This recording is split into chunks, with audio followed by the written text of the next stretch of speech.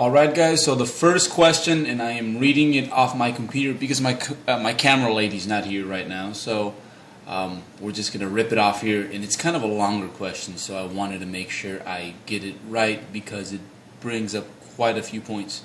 So the question is perhaps a question for many folks out there that can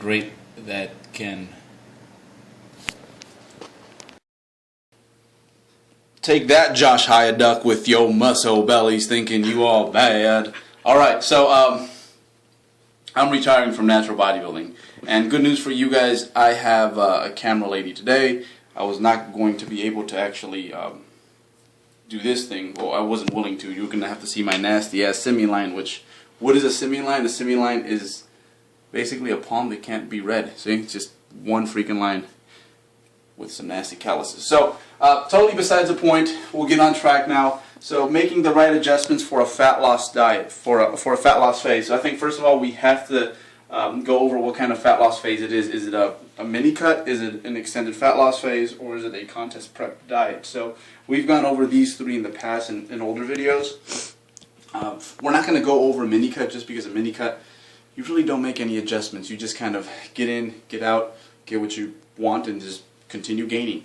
And again, too many of you guys are going through those darn mini cuts that have no business doing it. Just wanted to mention that.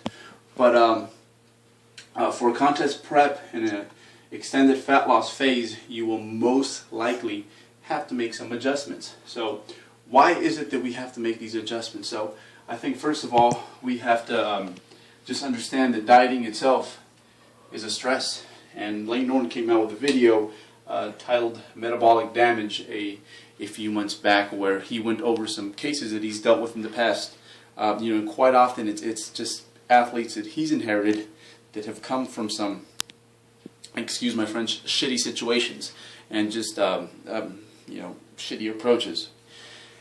And what ends up happening is that you have a body that's been way overstressed with methods that were just way too invasive for just way too long, and you're no longer getting good fat loss. So that's basically what happens if you push too hard. And that's why when it comes to both of these, we try to only push as hard as we need to so that we can lose for an extended period of time until we reach our goal, whether it be a fat loss phase, just get some abs, get ripped, look like Josh Hyaduck on the beach, or a contest prep, okay? So very different animals. So when it comes to a general fat loss phase, the road kind of looks like this. It's very straightforward. You get stuck, remove some carbs. You get stuck, add some cardio. Okay. When it comes to a contest prep, that's totally different, and it kind of looks like this typically. It's just. But the thing is, we're trying to go a little further than this guy here. We're way over there. We want veins in our ass, pretty much. And I think it's really cool that bodybuilding, over the last few years, we're starting to look more and more at what powerlifters are doing, and we're starting to follow a lot of the methods that they've been using for all. We've been applying periodization when it comes to our weight training, but not so much when it comes to our nutrition. So when it comes to a contest prep, simply because what we're going after is really something extreme, I really try to break it up into segments like this, where we just kind of pulsate right along. Sometimes we add food, sometimes we take away food, sometimes we throw in intervals for a few weeks, and then sometimes we take them away. So it's definitely like the first few rounds of a championship boxing fight. You're just kind of bobbing and weaving and seeing what you can get away with, okay? But again, in order to have a good contest prep where you can be patient and keep stress to a minimum, you really have to stay lean during your off season. It's much easier to do something like this when you have a body that, let's say, is 20 pounds away from contest weight and maybe has about 25-30 weeks to diet. So again, that's why for someone who is a competitive bodybuilder, it's important that you don't get too heavy. So yeah, when it comes to fat loss, general fat loss, we're usually just taking food away. Contest prep tends to be kind of like this, and we'll dig, we'll back off, we'll dig, we'll back off. Protein intake, very interesting question. This, hardly ever will you see me take away protein intake. I will add protein intake more often than not. So when will I add protein intake?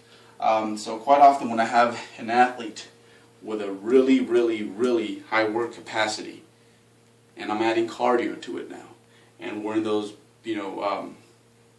deeper, darker phases of their contest diet, and they're still performing well, and they're below their set point. This is usually when I add protein.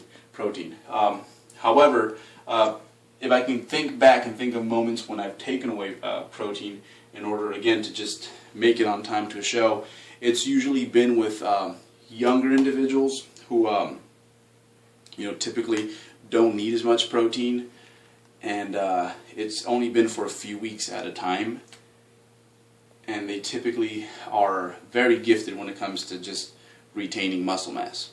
And then quite often if they're young and they respond well to carbohydrates, sometimes I will rob this dude right here and give it away to the carbs, because sometimes as this question kind of insists on poking at a leaner body with a little bit more carbs is often the answer. And that's one thing you will figure out from this kind of model here. The whole zigzagging right across through contest prep is it's quite often the answer to getting into more extreme contest shape is not necessarily drilling away, but stimulating fat loss phase, stimulating fat away. So yeah, that's pretty much I guess you could say the skinny on getting skinny, because that's what you look like when you're natural, unless you're Josh Hyaduck. But yeah, so hopefully that was useful. We have 3 more of these this month. I kind of fell behind on these, but Helms owes me 2 because I sent 2 away his way, and I have 1 more which I'll probably get to tomorrow. So thank you very much, guys. That was a lot of fun. Great question.